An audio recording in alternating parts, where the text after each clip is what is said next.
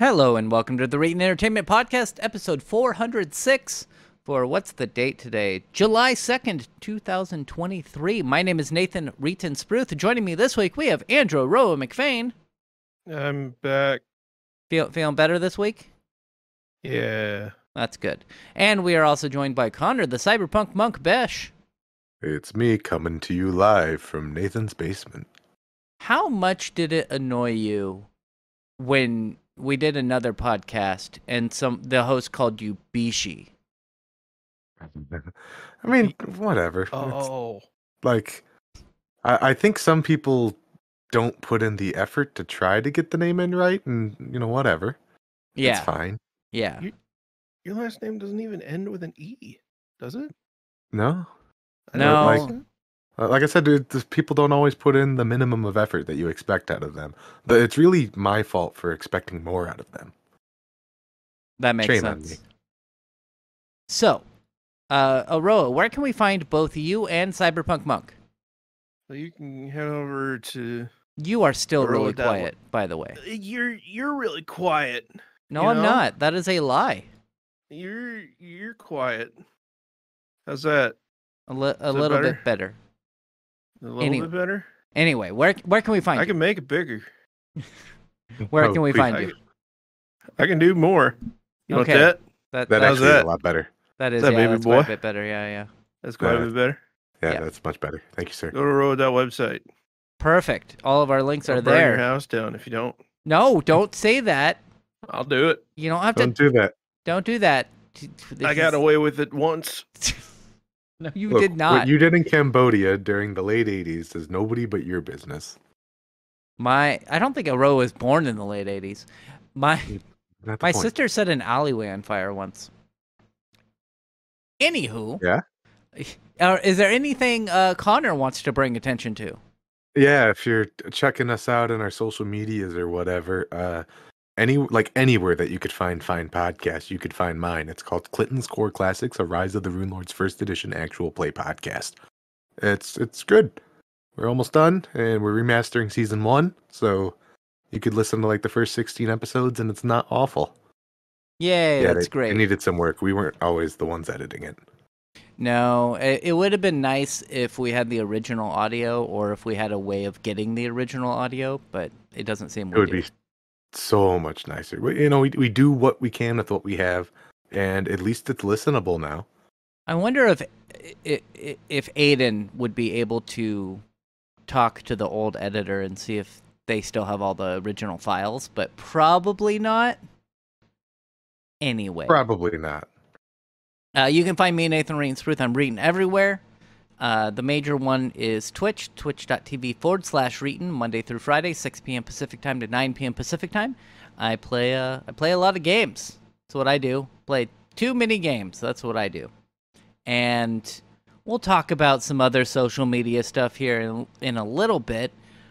But first, I want to ask Connor what games he's played this week. The ones that I usually play. I've played a little bit of Space Station 13. I've been playing that Mega Man Battle Network 2. Pretty close to being finished with it, but because I have the sickness of being a completionist, I'm doing a lot of the grindy stuff. That's not interesting to talk about. One game I do want to talk about, though, is they remade/remastered Destroy All Humans 2 semi-recently. I think it came out a few years ago now at this point. This game originally came out when I was like 13 or so.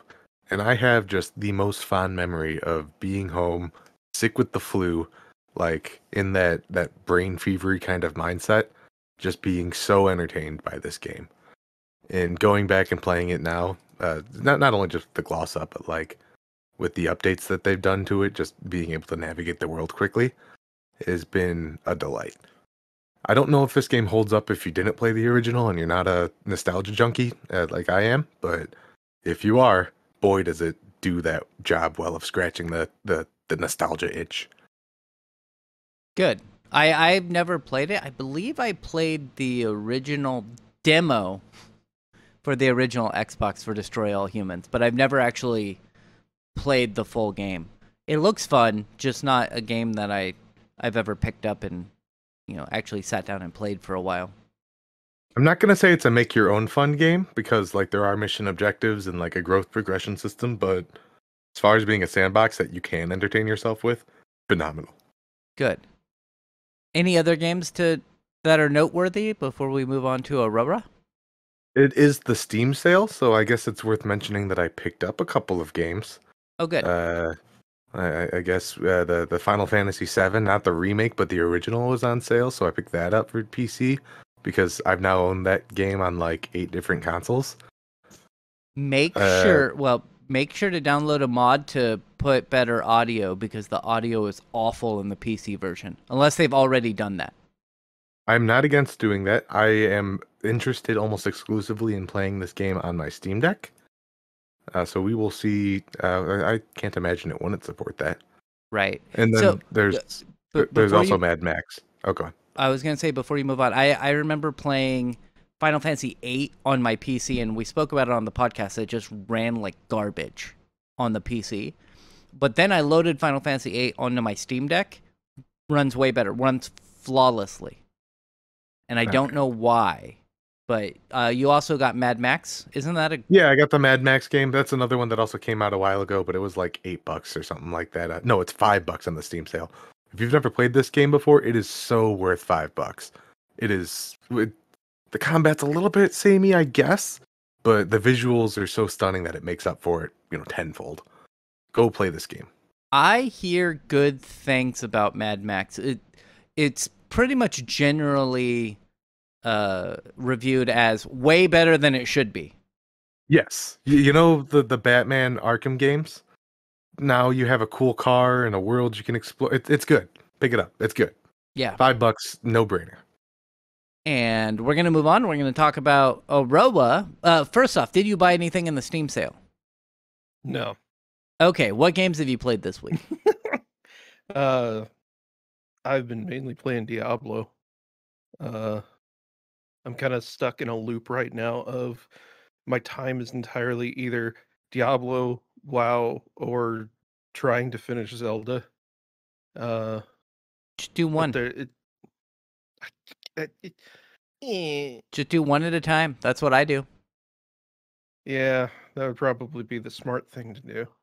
It's the problem, at least partially, is that like with Diablo, you have that FOMO.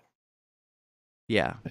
And do they release like, oh, this week you can get this item, but you have to do 4,000 hours of playtime? They're probably going to do that with seasons. Okay. That's the thing is you have to get through the main story to unlock like a lot of other shit, like just other systems, including being able to ride a fucking mount, which I think is kind of dumb, but I get it. It's so that like you got to do it the hard way once, and then you can kind of coast through everything else after that on your next playthrough. But it sucks. And like I'm just trying to sort of force my way through it, and it hasn't helped that I've restarted the game 4 times now because I get to like level 20-ish and I'm like, man, this character just isn't fun, or this game is broken, which is kind of how I felt playing as a sorcerer or whatever the hell it's called. Interesting. Yeah, it like some switch in the game logic flipped at whenever I hit level 25, and it was like, no, now everything one-shots you. Get wrecked. So I have a nightmare experience. I have read that whoever produced the game, like the lead producer or director of the game, had said that the game actually doesn't start until after you beat it. Right. And like, because like you don't get access to nightmare dungeons, you can't really do world quests.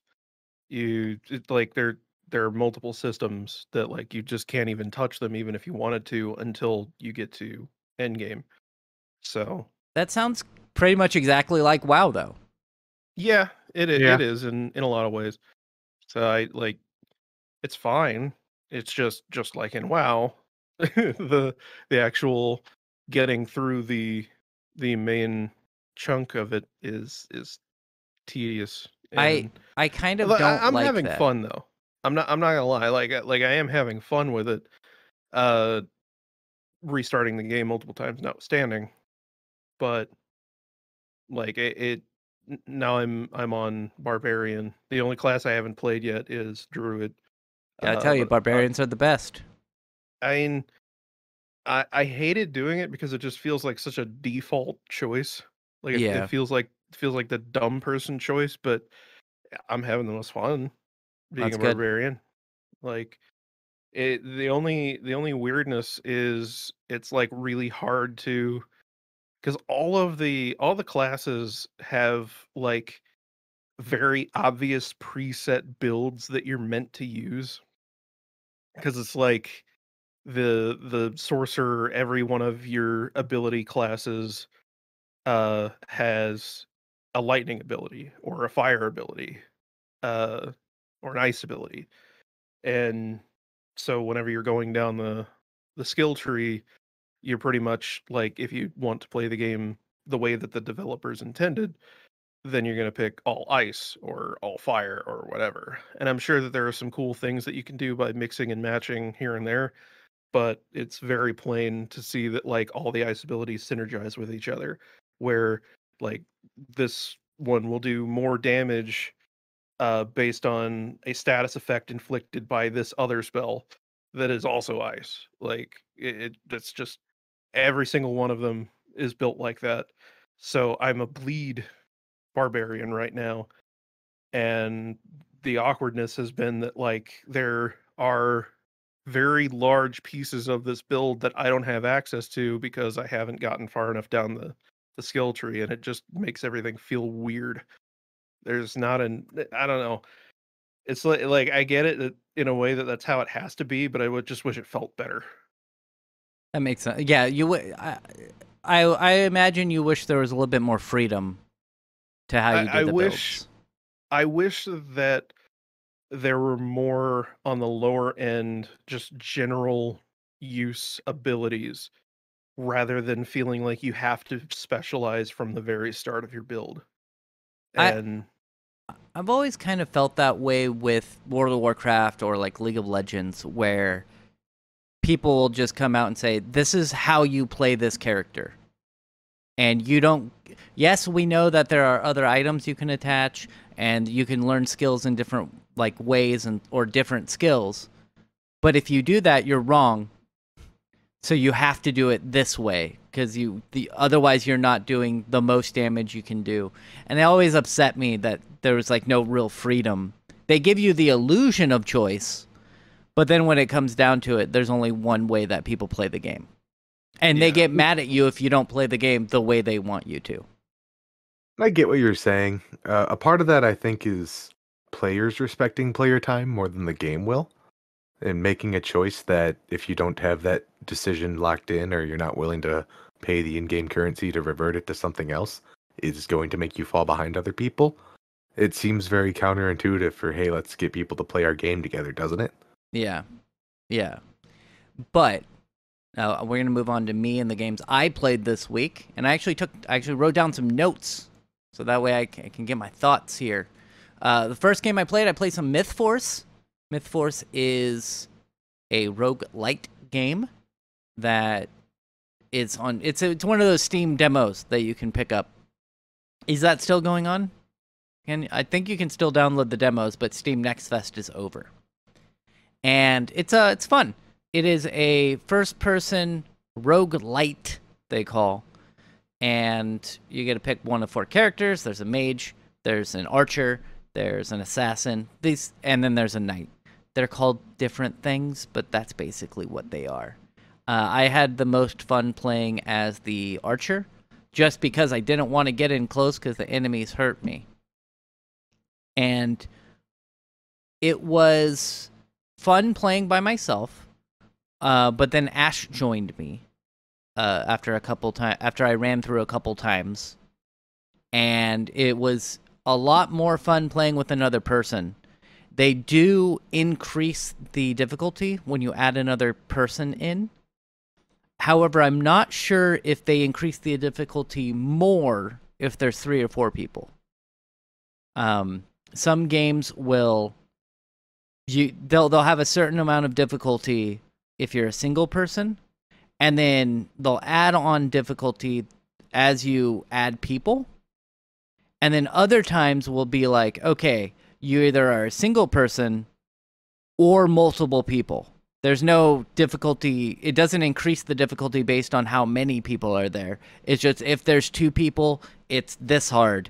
And if there's 4 people, it's that same level of difficulty. And I don't know if MythForce has that because I only played with one other person. But you can play with up to 4 people. And I believe the game comes out and it's only going to be like $30. So it's pretty good. And hopefully that's just the compromise they did to get that demo out the door fast. maybe, That sounds like a problem they could fix. yeah. But also, it has a pretty awesome opening sequence because they're trying to make it feel like a Saturday morning cartoon. And I really like that.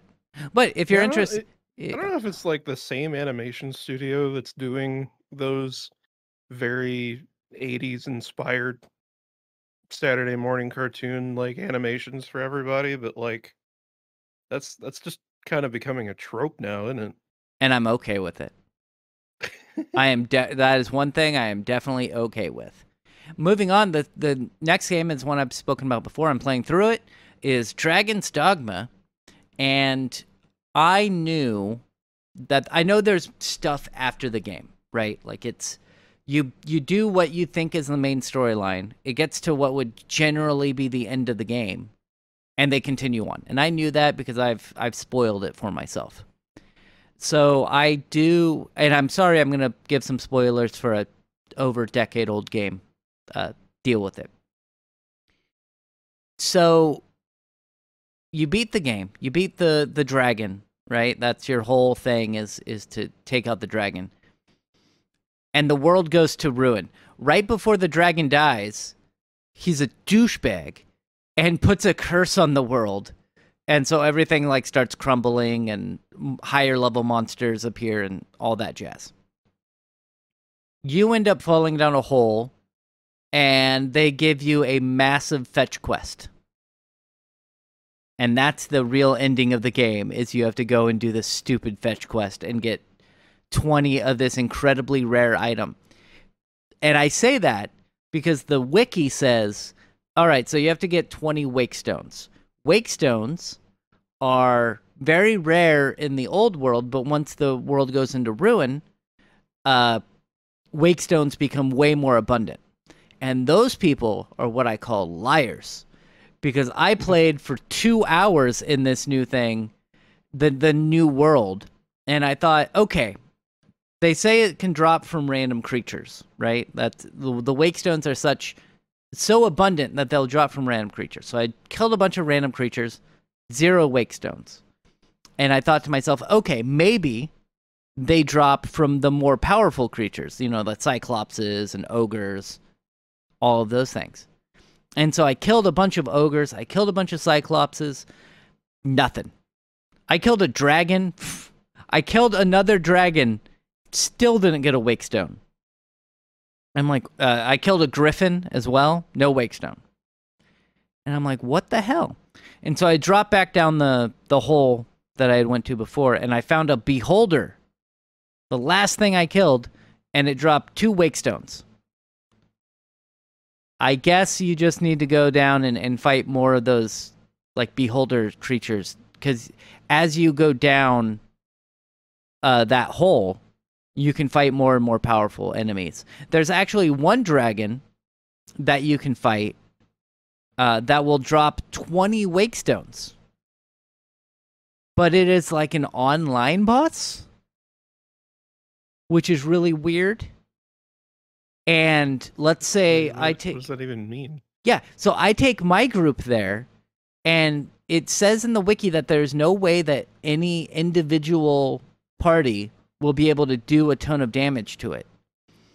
So you do like 8% of its damage, and other people online will also do percentages of their damage, and eventually it will die.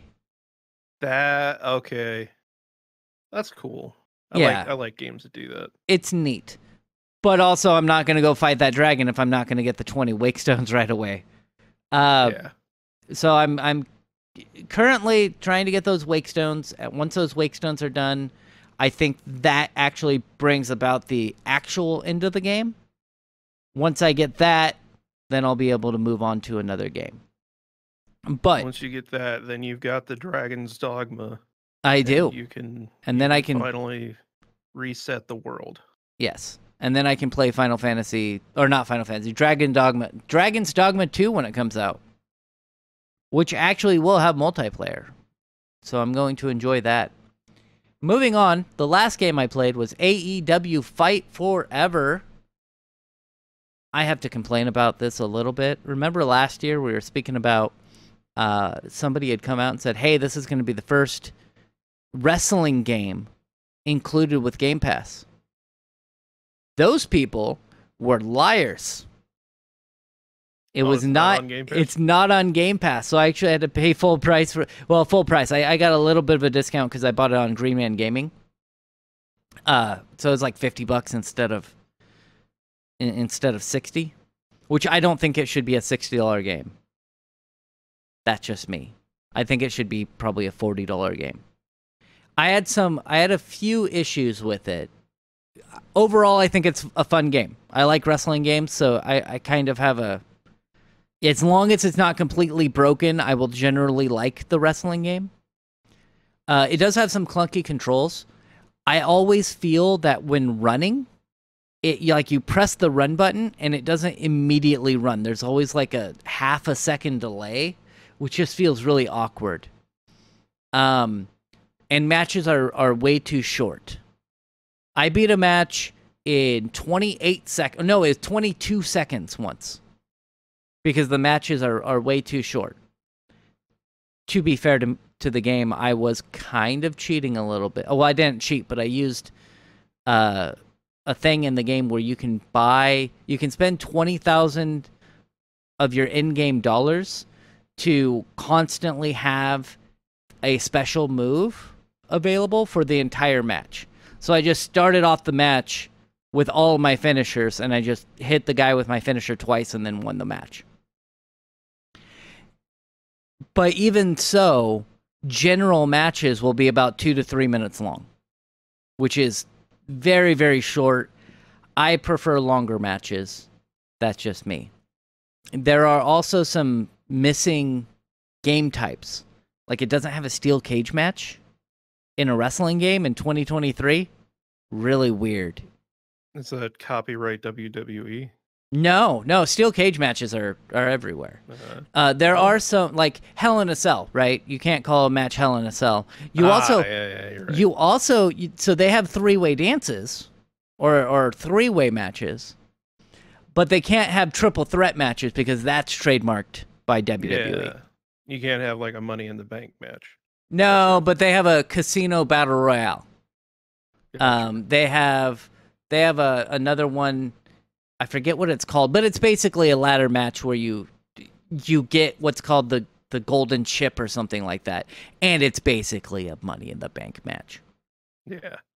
They also have one of the matches that they put in there was the exploding barbed wire death match, where they replace the ropes with barbed wire. And then when you run into the ropes, like fireworks will go off, and it makes it look like it explodes a little bit. Oh, wait, are you talking in real life or in the game? Well, in the game and real life. Oh, because that's like something that I appreciate about is it Wrestling Empire? Is that what it's called? Yes. Like that. While yes, in the actual like goings on of the game, that you're not supposed to kill other people, but like you it can absolutely happen. Yeah. and like completely wacky things can happen. And I feel like more wrestling games should lean into that. That it's a video game and you can do really stupid shit that doesn't make any sense. Well, so they actually have they've had one exploding barbed wire death match. And the idea is after a certain amount of time, all of the stuff around it will blow up. Now, just so you know, in Japan, they do a lot of deathmatch things like this. Mick Foley, famously, versus Terry Funk had some really grueling matches like this, where, you know, they legit cut people open and all that jazz. For the Road to Elite, which is their story mode, they will show off some like full motion video, be like, hey, this is when CM Punk came back to wrestling. And when you get to the section where they do the exploding barbed wire death match, after you do the match, they show off clips from the exploding barbed wire death match between Kenny Omega and Jon Moxley. I bring this up because that match infamously ended in a wet fart, basically. The idea was that after the time ran out, all these fireworks around would, like, you know, blow up and make it look like the ring was blown up and the two people inside passed out from all the explosions and stuff. And that didn't work. There were just like little puffs of smoke. And so it looked awful. It was so bad that it was amazing just how awful it was. Like I think it'd be great to have a wrestling game where like it's a time limit match, and the time limit is that there's a giant steamroller coming in and it crushes parts of the ring as it slowly moves over. And like one of you's got to win, or one of you's got to go under the steamroller. And There was one. There have been some. I'm not going to talk about wrestling. I'm gonna come back because I don't want to. This isn't a wrestling podcast. But for the full motion video sections where they were showing off this match, they showed like, oh yeah, look, Kenny Omega got slammed into the ropes and like fireworks went off and stuff, blah blah blah. But they didn't show the end of the match where everything failed. And I was really pyrotechnics fucked up. Yeah, I was really mad that they didn't show that part. And I know they intentionally didn't show that part because it was so bad. But I really wanted them to show it, and I was very distraught about that. But all in all, still having fun with the game. It's a wrestling game. It's not as good as any of the WWE games that have come out, but I think they know what they're doing. I think they knew that it's not going to be as good as, like, you know, WWE that's been in production for the last 20-something years making wrestling games. Can't really compete with that out of the gate. They did have Ukes come on though, and they're making it from the WWE does more simulation games nowadays, whereas this is more of like an arcade game, so it's a little bit faster paced. And I don't know, I'm having fun with it. You get to create a wrestler. I'll probably play it more, especially since I spent like $50 on it, and I'm really mad that it's not on Game Pass. But those are the games I played this week. Next week, I'm going to continue on playing some Dragon's Dogma. I don't know if I'll beat it. I'll probably beat it, but we'll see. We're going to move on to some news stories. We had to get rid of one of the news stories that was suggested because it linked to a New York Times article, and I don't have New York Times. I don't pay for that subscription. So we had to skip that one, but that's all right. Anybody here use Twitter still? Huh? Kind of. I mean, they certainly aren't incentivizing me to use it still, but I like to log in for my Rise of the Rune Lords podcast. Yeah, sometimes I'll go on there because somebody has their profile linked from somewhere else.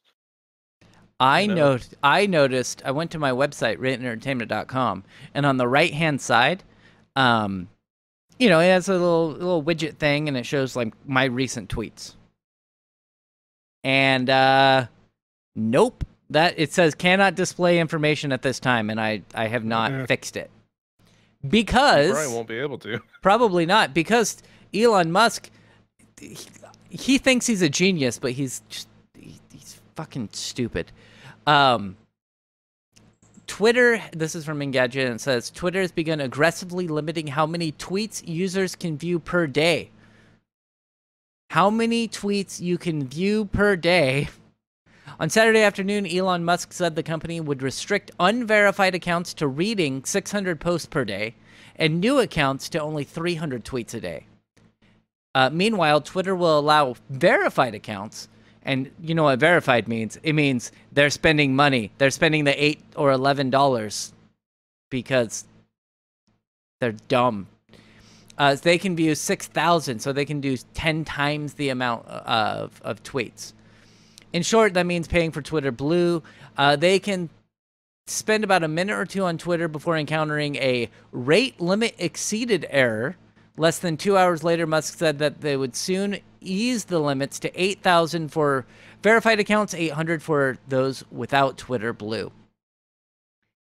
And also, it should be noted that this does not affect web usage. So if you go on the web browser and start scrolling down, but if you're on your phone and you're using the app, that's where it limits the number of tweets you can read per day.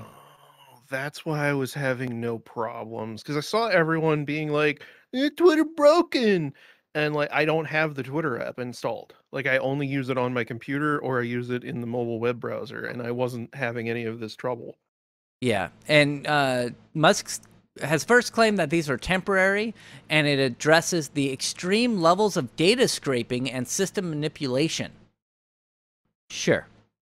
It's because Twitter Blue is an utter failure, and you want people to sign up for your stupid subscription program. Also, there is evidence that there is a lot of scraping going on, because basically people are trying to get around the API limits by just using a headless Chrome browser and scraping thousands of tweets by hand instead. Like that is a real problem. The thing is, most of the time when you set rate limits, which were have been a thing for a long time, you will set those in like terms of seconds or like maybe minutes, and not in terms of an entire fucking day. And they're usually not numbers that you just arbitrarily come up with and then just vomit out and make that your new company policy and then change it 3 times in the same day because, oops, I guess people use Twitter a lot more than I thought. And on a service where people can scroll through 300 tweets in a matter of seconds, maybe that wasn't a great idea. Yeah, and this also, that limit is not, hey, you're actually viewing this tweet, you sit on it and actually read it. It's if you're just doom scrolling and you're just scrolling along, or let's say Aroa tweets and somehow gets like 200 replies on it, and I'm like, what the hell? Somebody's replying to Aroa. And I click on that and I look through the replies, all of those count as well. Mm-hmm. One other thing that they implemented because of this is now you have to log into Twitter to be able to view tweets. Yeah. Which is like... yeah, which is why, I think why my widget broke. That could very well be.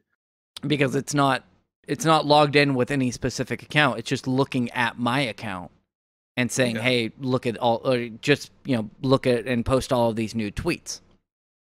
You think that it only affects the mobile app because it uses a different API to load shit, and they don't know how to limit the web app?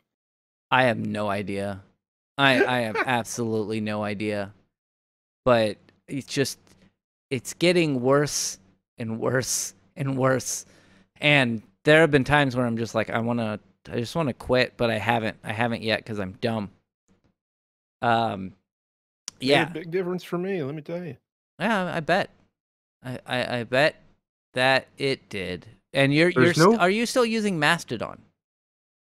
I mean, I have it, but I have taken to just regular old journaling and just writing my thoughts down in a notebook. So Interesting. What were you gonna ask, Connor? I'm just wondering if there's actually like any good for y'all. Like Mastodon's cool, but I don't want to have to pay for an instance. And you like I don't guess have to. Lemmy, don't you have to pay to have an account? No. No. Huh. No, no, no, Well no. then, No, and the only all other one that I really know about right now is Lemmy, and that is to say that I know of it and know nothing about it. there's I think also Lemmy is a Reddit competitor. oh, that makes sense. There's also Okay. Blue Sky, I believe, Yeah. which is That's where the original Twitter CEO's new product that sounds a hell of a lot like Mastodon. yes, and it doesn't have that many users, and they're doing like a test phase right now where they're just inviting a certain number of people in. I signed up for the wait list, but I haven't heard anything in like 2 months. I'm not sure if they're ever going to invite me or if they're just going to open it up to everyone at some point.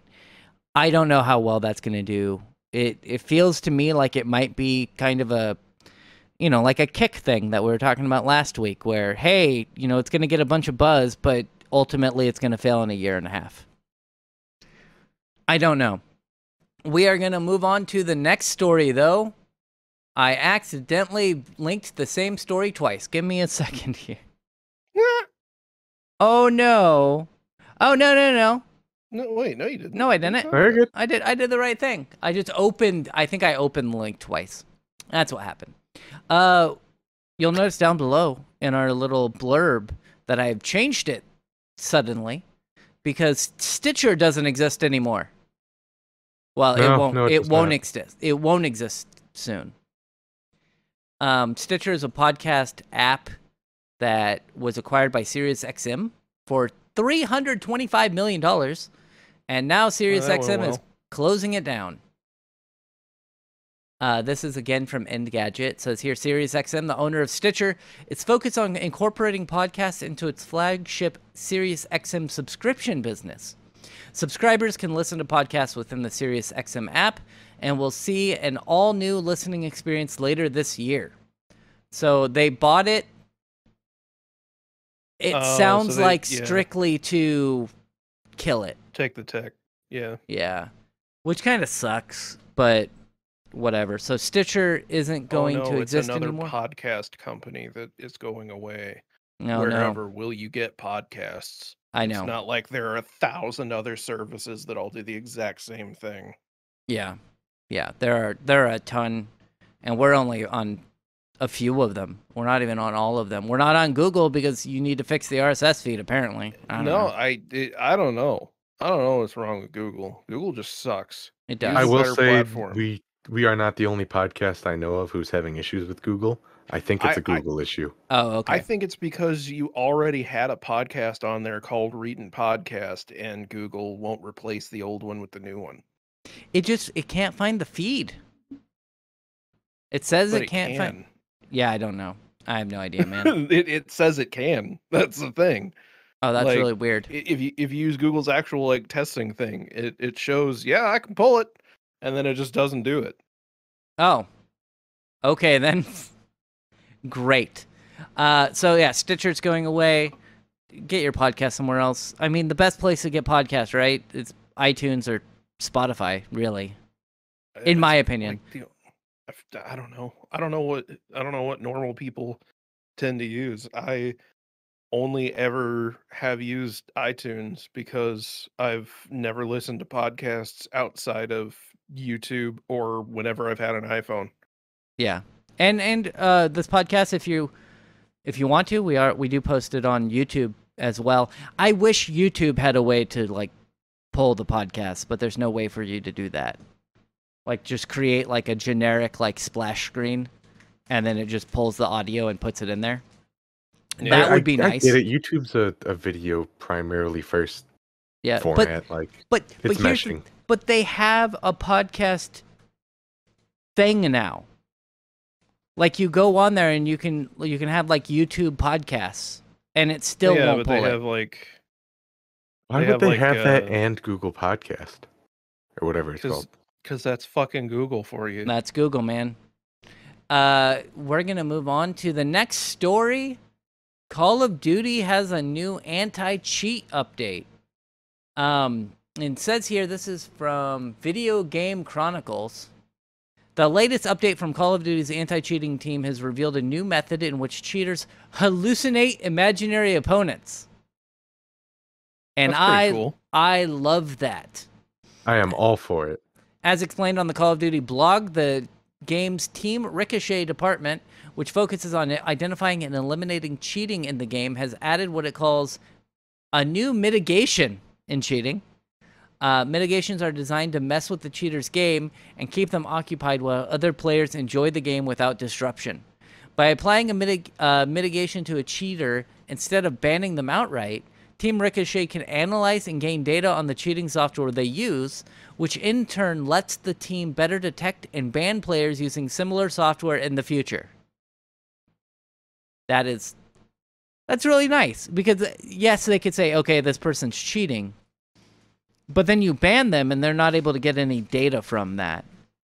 And if you're able to like bring them into the game and kind of look at that data and be like, okay, here's how this works.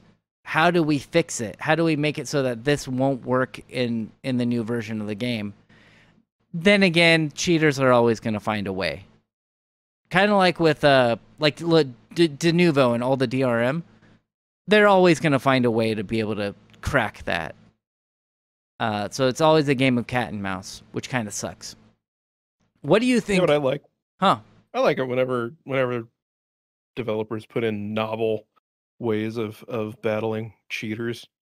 Yeah, I don't even think this is novel. I actually think this is incredibly creative. Not so much from what the article says, but there's a little more behind the scenes I wanted to mention before we move on. What's that? So the way that they do, they mentioned, you're hallucinating other players, but it's not like it's just spawning people right in front of you while walking around. If you're looking at something that's got cover, like you're standing outside of a building or something, what it'll do is it'll generate a person. I think it does it for everyone, not just the people who have the mods in, but the people who are hacking, they'll see that person like with wall cheats or whatever, and they'll start aiming at it, but they won't put it like right next to the door. They'll put it to the side of it, like you are very obviously looking at a player with your aimbot if you're detecting this. That's pretty damn smart. That's awesome. Yeah. And then whenever you go to like fire at it or whatever, you're giving away your position and there's nothing. Yep, you hit our canary. Sucks to suck, man. Yeah, that's pretty great. There are other ways. I can think of pirate. I can't really think of good ways that they've done it with cheating. I got a good example. What's that? I almost said Mad Max. It's am I drawing a blank on the name? Serious Sam, that's what it's called. Oh yeah, the Serious Sam. You'll understand why I mixed those up. You pirate. That's what I was saying. Not with cheating, but with piracy. Mm-hmm. I mean, I was thinking of. Essentially the same idea. It's punishing people who aren't playing by the rules at the end of the day. And I do think that Serious Sam had a really particularly fun way of dealing with that. Yeah, you could play our game. Good luck. There is, I know what you're talking about. In that game, the piracy, if you pirate the game, they will make it so that a giant purple scorpion man follows you around who's indestructible. And some people have turned to that being a speed run. Because you can still play the game. You just have to worry about this giant scorpion following you the entire time that's unkillable and will kill you. There's also Game Dev Tycoon. I was going to say Game Dev Tycoon will make it so that halfway through the game, your game will be pirated so much that you can't make any money and the game has to end. And then which that's another thing that people have started or have done piracy runs. Oh, really? See if they can, how far they can get with the game getting games getting pirated. There's also The Sims. Was it 4? Sims 4? If you pirated the game, your sim would go to the bathroom, and when the sim goes to the bathroom, it blurs the naughty bits, right? And that would Oh, not that go was. away. I think that was 3. Oh, was it 3? Yeah. That would not go away and actually just spread over the entire screen slowly. Yeah. For cheating, I know that several games have taken cheaters and put them in their own lobby. So you can only play with other cheaters. So they don't ban you, but you have to play with a bunch of people who are also cheating in the game. Yeah. Which I think is a cool idea. I think that's fair, right? Let them play, let them cheat together, and let the people who are playing honestly play together as well. So there's a lot of really cool things that they can implement. I'm really happy that they're basically putting in bots that only the cheaters see. I'm Yeah, pretty that's a sure really it's cool only idea. the cheaters. I think it spawns for everyone, but like they'll never appear in places where you'd actually be able to interact with them, unless you had a bot that said, "Hey, they're standing right behind this wall right here." Oh, I see. So like normal players aren't going to be able to see them because it's like By they're the time you spawning. get to there, it's gonna despawn itself or whatever they got to do. Yeah, that's neat. Like I said, it's Apparently really clever. there was another one called Quicksand that they have removed, and what that did was it slowed or froze cheaters in the game, leaving them wide open for attack. They would also mess with players' controls by reassigning map keys. I like that. I love that.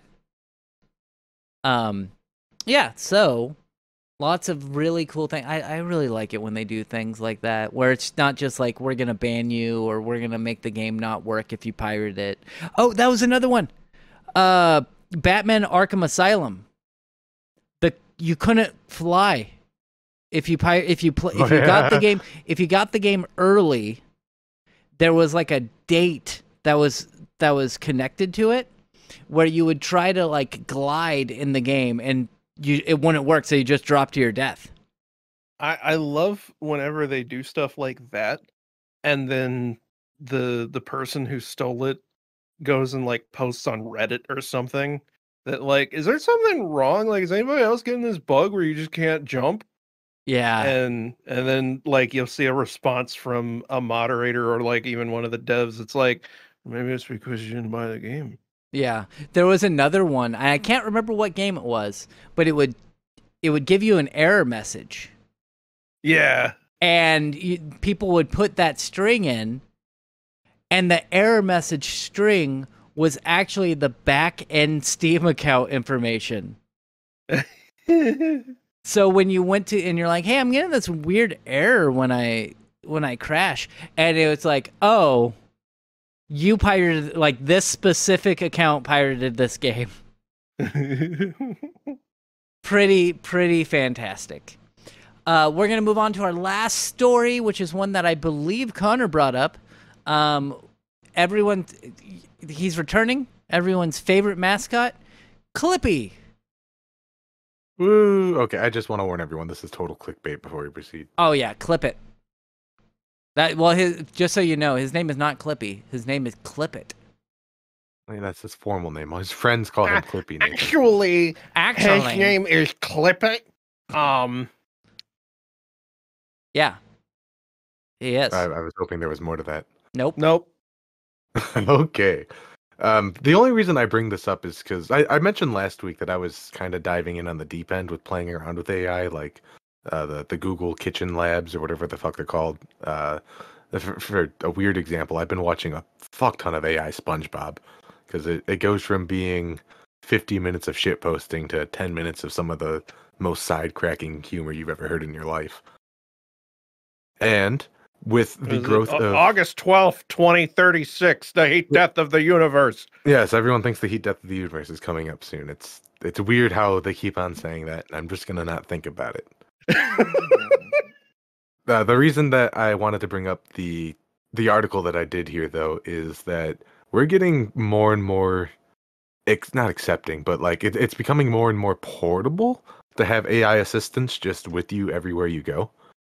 Like, it's, I mean, are you guys at a point now where you just kind of have a tab open with AI to not always ask it stuff, but just like sometimes I have it generate stuff for me? Are we at that point? Is anyone else there?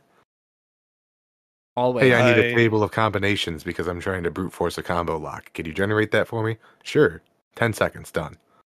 I will say that there have been a number of times where I've been like, I don't know how to find the answer to this without digging through a lot of search pages.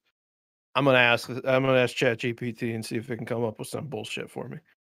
And like I that's been pretty cool. I certainly feel incentivized to follow up on the research that they give me. That's one of the maybe the only good things I'll say about Google, Edge's Bard, whatever it's called, the Microsoft one, because it gives Oh, its sources. I think yeah.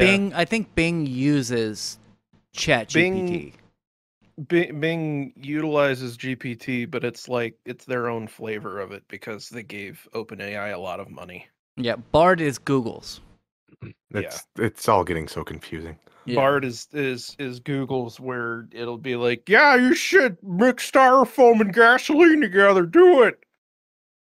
Hey, just so you know, a Roomba can hold about a pound of tannerite. Yeah, anyways, before we get this podcast flagged for something, I just mentioned this because I think it's neat that we are getting to a point where you could just download an application and have an AI assistant on your desktop. It's, I mean, that's about as close as I can get to having it on my watch or something like that. And that's coming too. It'll be here shortly. And I'm Yeah. just wondering what the next steps are from here. I guess as far as concluding the article, there are limitations. You need to have a personal key for ChatGPT OpenAI, and you got to pay for that. I don't know how much it is, Probably about but like $20 a month or something like that. it's probably too much. But like this thing will learn based off of what you're telling it. Anything that I know that so far has had access to ChatGPT 4 has been just blown away by what it can accomplish. And I'm wondering what comes next for AI. I see a lot of interaction and integration where it's like this is a public face and anyone can interact with it. And that makes sense when they're at a point where they need to aggregate a whole lot of data. But what happens when they have all that data and it's working? Do they make these and release it so one consumer gets one chatbot that works with them and tailors to their experience? I do think that's going to be where we end up. Hmm. And Is you're going to have a specially trained model that you can run locally, and then like if it can't come up with something, then it feeds back to the cloud, and then we'll further train your local model, that sort of stuff. I like, if I want to go full dystopian, like you're going to have where like you have a household AI model, you know, mhm. and like it's going to know everything about everyone in the family, and it's going to already know when you have appointments before you even make them, and all that kind of shit. In the near term, I think we're going to see stuff like Siri and Alexa and the Google Assistant completely supplanted by stuff that's actually running off of these large language models instead of Like the current. Clippy. Clippy will uh, be your house assistant. I mean, realistically, I whenever I clicked on this article, I was completely expecting that this was a little jokey thing that like Microsoft Garage put out, but it's just some random dude. It's So it's for the clickbait. People will click on it because they know Clippy. I don't like right, the idea. I don't like the idea of like sitting at my desk and Clippy being like, "Hey, it looks like you're not sitting up straight." Shut up, Clippy. I would actually be totally okay with like if my computer was like, "Hey, homie, haven't seen you drink water in a while." Okay, maybe I wouldn't be cool with that with the watching me. But like just being like, "Hey, I got your back, bro." As long as you yeah, pay your 19.99 a month subscription to the Amazon AWS service to make us work, I have your best interests at heart. yeah, that's the part that I am not totally happy with, at least not at the moment, is that if you want this shit, you're gonna have to either, well, you're pretty much you're gonna have to pay a subscription service for it. And I much prefer that the idea of I can run this locally on my graphics card or whatever. And there are language models that are being developed, like I'm pretty sure there's a version of Llama that is small enough to where most consumer graphics cards, as long as you have like 8 gigs of video RAM, you can just run it on there. So, uh, get ready for graphics cards to cost a fuckload again. Yeah. But, um, well, Honestly, sorry to well, interrupt. Go on. well, it'll either be that or we're gonna see more consumer TPUs, which is kind of what I hope more for. That was a little bit what I was leaning towards. If we get to a point where you could just deploy your own smart AI in your house, I could see people like having a room in their house where they just build a rack. Or, they get it next, they have the family computer and then they have the AI computer next to it. And that's just the loud part of the house. Yeah, I definitely I would see it as if they can build TPUs that their function is to run large language models, then they can not make them big loud boxes like the fucking actual server that I have sitting like 50 feet from me. It's Not going to make even. some noise. Yeah. But I could see it in the future being like you're buying, because there's currently one for image recognition, the Google Coral TPU that you can buy. It's like smaller than a Raspberry Pi, and you just plug it in via USB, and it will do image recognition based on whatever library you feed it, and it can do it like instantaneously, like milliseconds. It knows that is a dog, that sort of thing. So I think because like Intel has already said they're pushing for having dedicated AI hardware within their upcoming processors. Apple has been on that shit for a little while now, and it's been heavily underutilized. So I that's definitely going to be something that comes in the future. I could even see it being like, you remember whenever there was a very short period of time where Nvidia was producing cards that their only purpose was to run PhysX, and they were I do not. PPUs, I think. I do not remember that, but that's They, pretty they neat. had they had dedicated physics processing cards, and they were only on the market for like maybe a year or two. Would that And have been in then, like the mid 2000s? yeah, somewhere Yeah, around then. because I think Eh, Nvidia bought PhysX that would in make sense. the early 2000s, so it makes sense it would be early mid 2000s that they would have strictly those cards, because all the cards I've purchased in my life have had PhysX just on the card. Right. Like I think what happened was that they saw that no one was buying that shit, but they saw the potential in having such an effective physics API or whatever, and so then they just instead put a physics processor on the card. And now I'd be surprised if, I don't think they even have that anymore. I think it's just so efficient that Oh it's yeah. done in the normal CUDA units or whatever. Yes, I like it. I like and hate all of AI. Because people, Yeah.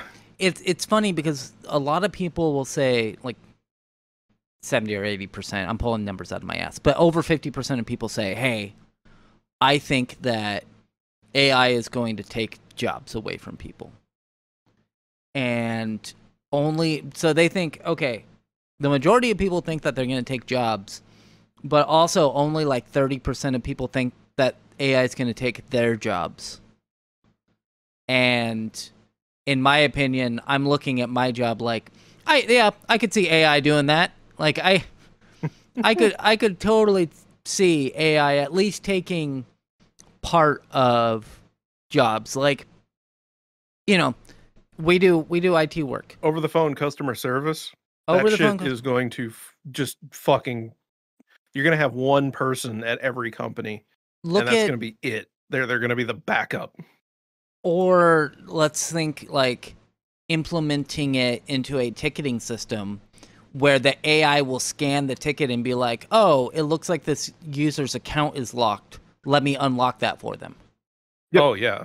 Real talk, I've been doing a lot of training on the back burner with Power BI, Microsoft's automation tools. Mm-hmm. A lot of that stuff is like we could probably do that now. I don't personally know enough about the tools to do it, but I think this is the architecture that allow us to do just that. It's Yeah. coming. Yeah, and that could substantially help IT teams to be like, hey, we don't need to unlock accounts anymore, or it's more rare that we have to do that. However, it's also like, hey, maybe we don't need this one person because we only have to unlock, 1 or 2 accounts a day because AI's got everything else, and the IT team can look at, working on projects or other things. Yeah, So that's it's very possible. That is 100% is what's going to happen. Is you're going to see the lower level jobs get eliminated, and that I am on board with that being a scary proposition. Yeah, Because like, how do you get up to the higher level tiers if the lower level jobs don't exist anymore? Do How you much- do you do it through education? How do you even, like, you can't like there's some point where like you also have to have experience in a role to be able to take on that role, and that's not going to happen. Like, I don't know. Uh not an economist or whatever. I don't know how it's gonna work either, but I'm a little scared. I'm a little scared that it's gonna happen. But also it could. It I'm just could. glad I'm high enough where it actually isn't going to affect me. Yeah, I know. Before we leave, I know that years ago, we've been talking about getting like a $15 minimum wage since like Like 2015. 15 years. For like since like 2015, is when it really became a thing. And I was speaking with somebody at my job, and he's just like, well, if they do that, then, this one guy said that he's just going to make everything automated and bring in automated kiosks and stuff. So that way they don't have to hire people at that outrageous wage of $15 an hour. And I was like, you dumb motherfucker. They want to do that already. They are just biding their time, wanting to pay you as little as possible before they do that. Have you been in a McDonald's in the last several years? Mhm. Like, even the one in my town has fucking kiosks set up. Yeah. Like, if they could have a robot flipping the fucking burgers and running the fryers, they'd do that. Like, Yeah. don't fucking kid yourself, man. Yeah, it's not that they're like, oh, we are going to implement this. It's, we don't have this ready yet, and we want to pay you as little as possible while we get it ready. And then we'll fire you. Anyway, I'm gonna leave. I'm gonna end this podcast. I want to thank you for being here, Aroa. You showed up this week. I showed up this week. I was here. And thank you for being here, Connor. You showed up this week. I'm not allowed to leave your basement. Nope. You get 1 weekend a year. That's what you get. And I've been your host, Nathan Reitensbruth. We'll be back next week talking about some more video game and tech news. Goodbye. Goodbye. Don't shoot off fireworks, you fucking idiots.